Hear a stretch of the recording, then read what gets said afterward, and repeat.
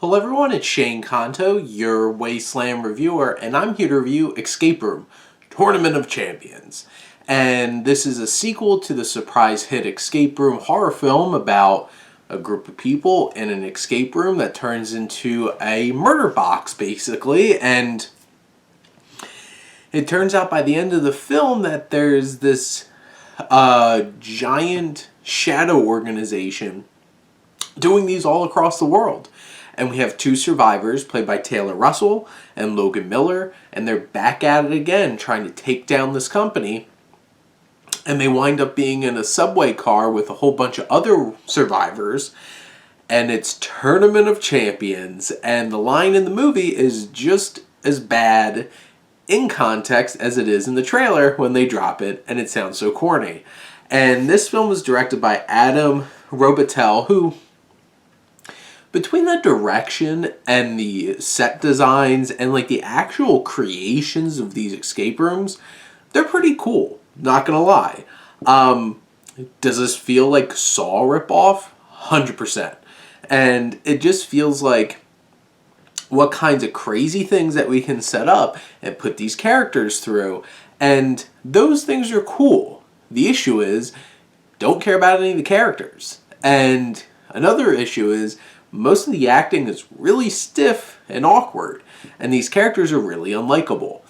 Taylor Russell, I really like. I saw her in Waves. I think she's really fine in these films. Logan Miller, on the other hand, don't like his character, Ben, and his line delivery is really awkward, and some of the lines that he has that are supposed to be comic relief were like laughably bad. You have Deborah Ann Wall, who pops back up in this one. Won't give anything away, but she's really underutilized here, and she's a great actress. Based off of Daredevil, she's fantastic.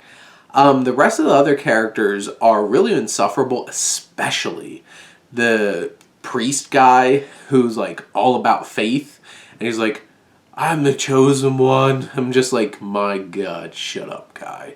And this film starts off with them setting up what happened in the first film, and they were dropped into here, and like I said before, these setups, these escape rooms, are pretty interesting. And just from a cerebral perspective, they're pretty cool. Except you don't care about any of the characters. You could easily predict when they're going to bite the dust. And they throw some obnoxious twists at you with...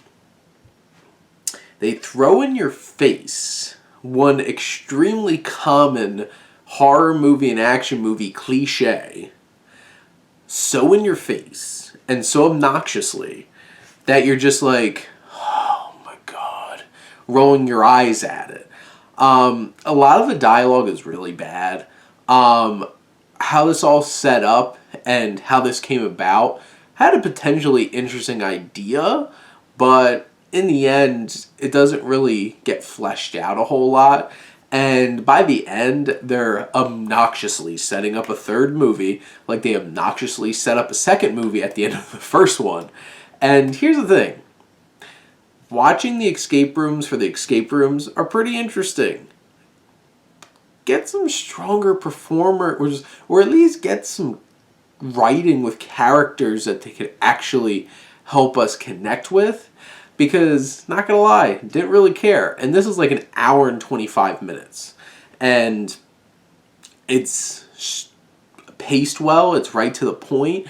One also bad thing is the trailer basically gave away everything except for like the last section of the film, which is really frustrating because it's like there's no sense of weight, because you know exactly what's going to happen as each of these come along, and that's really frustrating. And some of the character motivations are so terrible, they're so stupid, and in the end, this is a really dumb movie, and feels like it's just trying to be smart with all of its twists and turns, but it's really weighed down by terrible characters, and which you don't care enough with these really cool and interesting contraptions when you don't care about the characters that are potentially going to die, and you can see them dying a million miles away. So in the end, I feel like this film is honestly a cooler and more interesting version of the first one. It's just not there yet.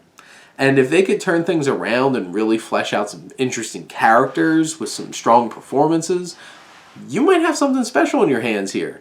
But for now, it's just floundering around feeling like some kind of rip-off of Saw.